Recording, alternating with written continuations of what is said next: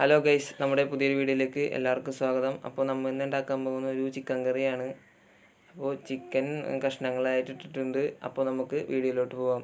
നമ്മൾ ഉരുളക്കിഴങ്ങ് എടുക്കുന്നു. അത് കഴിഞ്ഞിട്ട് സവാള, പച്ചമുളക്, ഇഞ്ചി, വെളുത്തുള്ളി എന്നിവയൊക്കെ എടുക്കുന്നു. പിന്നെ കരിവേപ്പില, തേങ്ങാപ്പാൽ. എന്നിട്ട് കുക്കറിലേക്ക് നമ്മൾ കുറച്ച് വെളിച്ചെണ്ണ ഒഴിച്ചു കൊടുക്കുന്നു. അതിലേക്ക് ഉലുവ, നമ്മൾ കാണിച്ച് വെക്കുന്ന ഇൻഗ്രീഡിയൻസ് ഒക്കെ ഇട്ട് കഴിഞ്ഞിട്ട് പച്ചമുളക് ഇടുന്നു. പച്ചമുളക് ഇട്ട് ശരിക്കും ഒന്ന് വഴറ്റിയെടുക്കുന്നു. ഇപ്പോൾ സവാള ഏകദേശം വാടിയിട്ടുണ്ട്. അതിൻ്റെ അകത്തോട്ട് നമുക്ക് മല്ലിപ്പൊടി ഇട്ട് കൊടുക്കാം. ആവശ്യത്തിന് മല്ലിപ്പൊടി ഇട്ട് കൊടുക്കാം.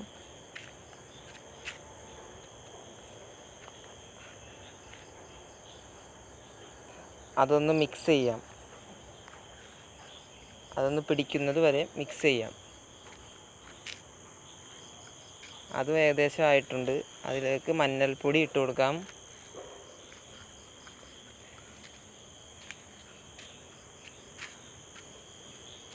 അതിലേക്ക് നമുക്ക് അത്യാവശ്യത്തിന് മുളക് പൊടി ഇട്ട് കൊടുക്കാം. എന്നിട്ട് നമുക്ക് അതൊന്ന് മിക്സ് ചെയ്യാം. ശരിക്കും മിക്സ് ചെയ്യണം. അപ്പോഴത്തേക്കും ഏകദേശം ഈ ഒരു പരുവത്തിലോട്ട് എത്തും. നമുക്കപ്പോൾ അതിൻ്റെ അകത്തോട്ട് കുറച്ച് ചിക്കൻ മസാല ആഡ് ചെയ്യാം. ചിക്കൻ മസാല നമുക്ക് മുഴുവൻ തന്നെ ആഡ് ചെയ്യണം. എന്നാലേ ഒരു ടേസ്റ്റ് ശരിക്കും ഉണ്ടാവുകയുള്ളൂ.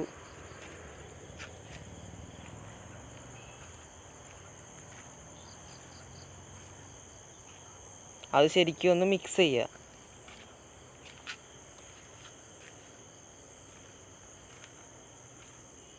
അതിനകത്തോട്ട് ചിക്കൻ്റെ കഷ്ണങ്ങൾ എടുത്തിടാം നമുക്ക്.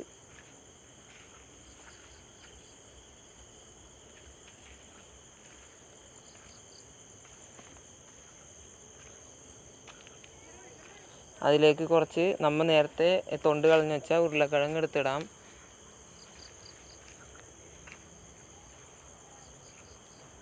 എന്നിട്ട് അത് മിക്സ് ചെയ്യാം. ശരിക്കും മുളക് പൊടിയും ഒക്കെ അതിൽ പിടിക്കണം. എന്നാലേ അത് കറക്റ്റ് ആവുകയുള്ളൂ. അതിനകത്ത് നുള്ളി ഉപ്പിടുക. അത്യാവശ്യത്തിന് ഉപ്പ് മാത്രം ഇടുക. എന്നിട്ട് മിക്സ് ചെയ്യുക.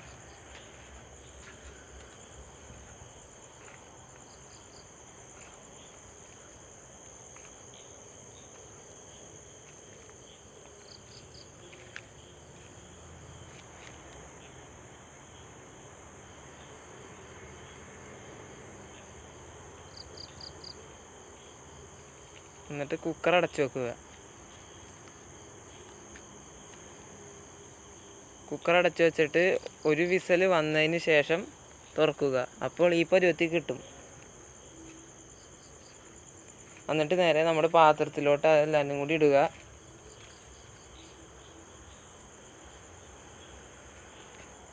എന്നിട്ട് ഏകദേശം നമ്മൾ 2 മിനിറ്റോളം ഇത് ഇളക്കണം. നമുക്ക് കുറച്ച് നേരം വെയിറ്റ് ചെയ്യാം. 2 മിനിറ്റോളം ഏകദേശം ഇത് ഇളക്കേണ്ട ആവശ്യമുണ്ട്.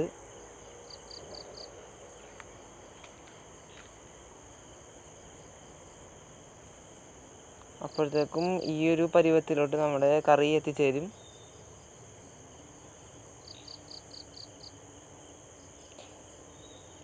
അതിലേക്ക് നമ്മൾ നേരത്തെ കാണിച്ച തേങ്ങാപ്പാൽ ഒഴിച്ചു കൊടുക്കുക.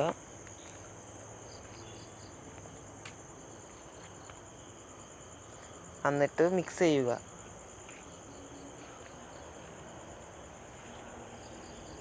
അതിലേക്ക് കുറച്ച് കുരുമുളക് കൂടി ആഡ് ചെയ്ത് കൊടുക്കുക.